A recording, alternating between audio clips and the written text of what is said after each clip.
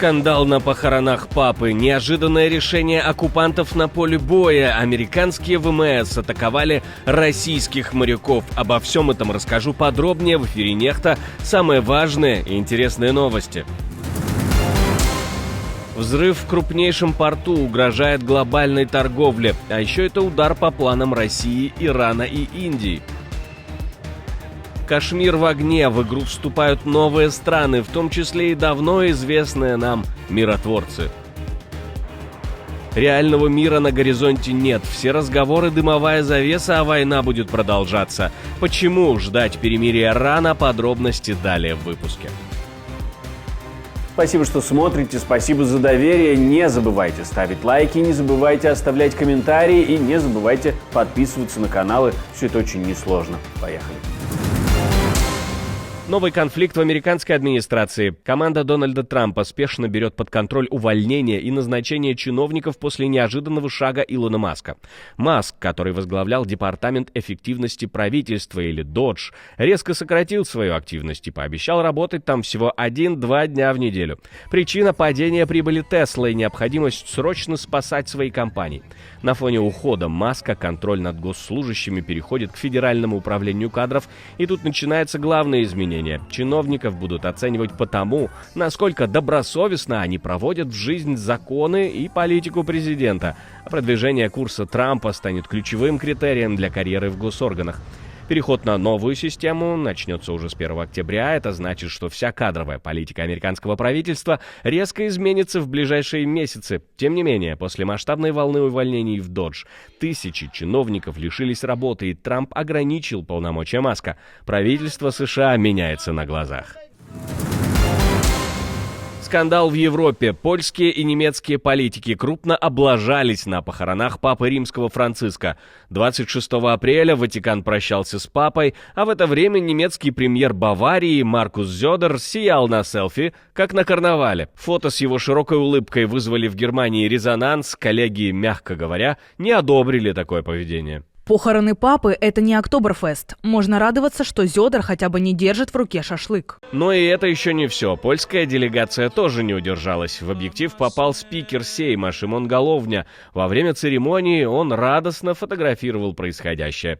В Польше его тут же сравнили со старшеклассником на экскурсии. Другие польские депутаты решили выложить селфи с похорон и тоже были встречены, мягко говоря, неодобрением. Но на этом странности церемонии не заканчиваются. На прощании с папой Франциском в Ватикане случилось редкое пересечение. Сразу 3 белорусские делегации оказались рядом, но столкновения и взрыва не произошло. От лукашенковского Минска, от белорусских католиков и от демократических сил прибыли разные люди. И вот что интересно, советник Тихановский смог пообщаться с посланником Лукашенко и послом Беларуси в Ватикане. Но подробностей разговора, конечно же, нет. Переговоры фарс, до мира еще далеко. Экс-министр иностранных дел Украины призвал не обращать внимания на ежедневные сливы о якобы готовящихся переговорах і посоветовал сохранять психическое здоровье до момента, когда настанет реальное прекращение огня. Переговори якісь відбуваються, хтось з кимось спілкується, але з точки зору близькості до припинення вогню, чи там ми там саме, де ми були в січні. З точки зору близькості до припинення війни, мы там самого, где мы были минулой осени. На практике это подтверждает. Несмотря на слухи о переговорах, Украина делает ставку на продолжение сопротивления и рассчитывает на долгую поддержку союзников. Настоящее перемирие пока даже не на горизонте, и война будет продолжаться. Россия тем временем идет на неожиданный шаг, готовится массово бросить в бой мотоциклы против украинских защитников. Аналитики Института изучения войны пишут, что Москва активно отрабатывает тактику наступлений и обороны на мотоциклах. На кадрах, опубликованных Минобороны России, видно, как десантники тренируются атаковать группами по 2-3 человека на легких байках. Институт изучения войны наблюдает рост тенденций российских подразделений, которые проводят механизированные и комбинированные моторизированные штурмы и перевозят пехоту с мотоциклами и гражданской техникой по всей линии фронта, поскольку российское командование продолжает адаптировать свою тактику, чтобы смягчить влияние больших потерь бронетехники в 2024-м. Российские войска пытаются защититься от ударов опытных украинских операторов-беспилотников. Мотоциклы дают скорость и маневренность, на бронетранспортерах так быстро не прорвешься. Но есть серьезный минус. Громкий рев двигателя мешает бойцам услышать приближение дронов, что превращает такие атаки в опасную рулетку. Мотоциклист, одиночный мотоциклист или одиночно бегущий, так, цель, но нужно ее масштабировать в 10 раз, чтобы каждого по отдельности уничтожить. Вот россияне, российские смертники пытаются использовать все возможные легкие средства передвижения для того, чтобы увеличить свою мобильность, не привлекая, даже не привлекая, а избегая особого внимания к себе. Вдруг я прорвусь один. Украинская разведка уже фиксирует, что россияне активно обучают солдат боям на мотоциклах. И по данным Института изучения войны, летом и осенью этого года таких рейдов на двухколесной технике станет только больше. Первые российские потери после американской атаки. Ракеты обрушились на терминал Рас-Иса на берегу Красного моря. Именно туда, по словам главы МИД Йемена Джамаля Амира, США нанесли удар для того, чтобы сорвать разгрузку нефти. Когда именно был нанесен удар, пока точно не ясно. Последний мощный налет США на позиции хуситов в этом районе фиксировали 18 апреля. Тогда сообщали о десятках погибших и сотнях раненых. Официальных подтверждений этим данным нет. Порт Рас-Иса не просто нефтяной терминал, это крупнейший экспортный узел Йемена, рассчитанный на 3 миллиона баррелей нефти. Хуситы уже назвали удары США военным преступлением. Москва также выступила с жестким осуждением. МИД России заявил, что атака на порт была неоправданной. Напомним, в марте президент США Дональд Трамп объявил о начале новой военной операции против хуситов в ответ на их нападение на торговые суда в Красном море. Хуситы утверждают, что действуют в поддержку палестинцев, но на практике страдают корабли со всего мира, даже те, что не имеют отношения к США, Израилю или Британии. Пакистанская армия ночью нанесла удар и уничтожила 2 индийских военных поста на линии контроля в Кашмире. Бои продолжались всю ночь, обстановка остается крайне напряженной. Фоном к обострению стал теракт в Пахалгаме, где были убиты 26 туристов. Индия обвинила в атаке боевиков, связанных с Пакистаном, и ответила серией жестких мер. Приостановила действие договора о водах Инда и усилила военные операции в спорном регионе. В ответ Пакистан закрыл свое воздушное пространство для индийских авиакомпаний и выставил ультиматум: любое перекрытие воды будет встречено силой.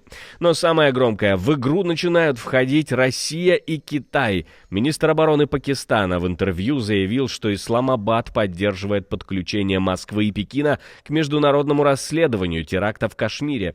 Это может коренным образом изменить расклад в регионе и втянуть в кризис ядерных держав и мировых гигантов. Официально ООН призывает к сдержанности, но на деле дипломатия трещит по швам. Линия контроля превращается в линию риска.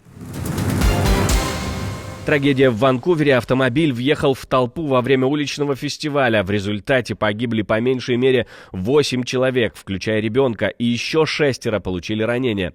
Водитель, 30-летний мужчина, был задержан на месте происшествия после попытки скрыться с места событий. Мотивы его действий пока неизвестны, расследование продолжается, и количество жертв может увеличиваться. Было бы несправедливо с моей стороны строить предположение о точном количестве погибших, поскольку жертвы были доставлены в несколько больниц в регионе. То есть не в одну больницу, а в несколько больниц. И было бы несправедливо по отношению к расследованию и семьям, если бы я действительно назвал какую-то цифру на данном этапе. Фестиваль был посвящен исторической победе филиппинского вождя Лапу-Лапу над испанцами в 1521 году. Тысячи людей вышли на улицы отпраздновать этот день, и праздник обернулся трагедией. Премьер-министр Канады выразил соболезнования семьям погибших и пострадавших. Власти внимательно следят за развитием ситуации, говорит он.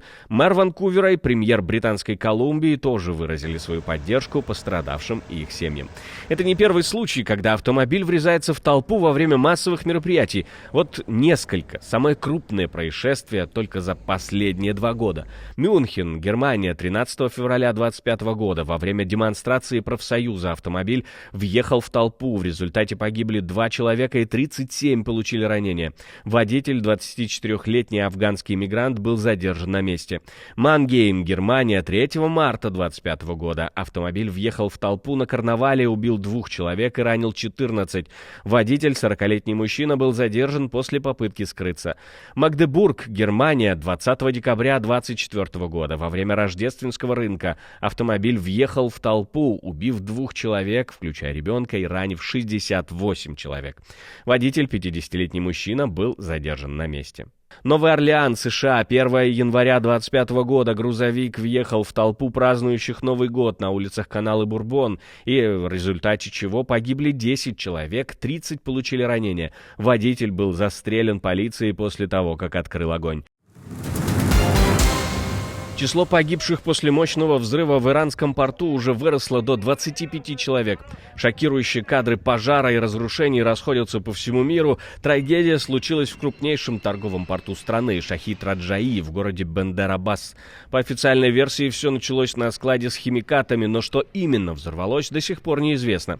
Местные власти туманно говорят о несчастном случае, но журналисты считают, что эпицентром стал контейнер с перхлоратом натрия. Это ключевой компонент для ракетного топлива. И давайте не забывать, что порт является важнейшим узлом транспортного коридора север-юг, который должен связать Россию, Иран и Индию, сократив путь в 2,5 раза по сравнению с маршрутом через Суэцкий канал. Теперь под угрозой оказался один из главных проектов Москвы по обходу западных санкций. Взрыв был таким мощным, что его слышали даже на острове Кешм, а это 20 километров от эпицентра. Представьте себе силу удара. Пострадали более 1100 человек, больницы переполнены. По последним данным, 6 человек пропали без вести, их ищут под завалами.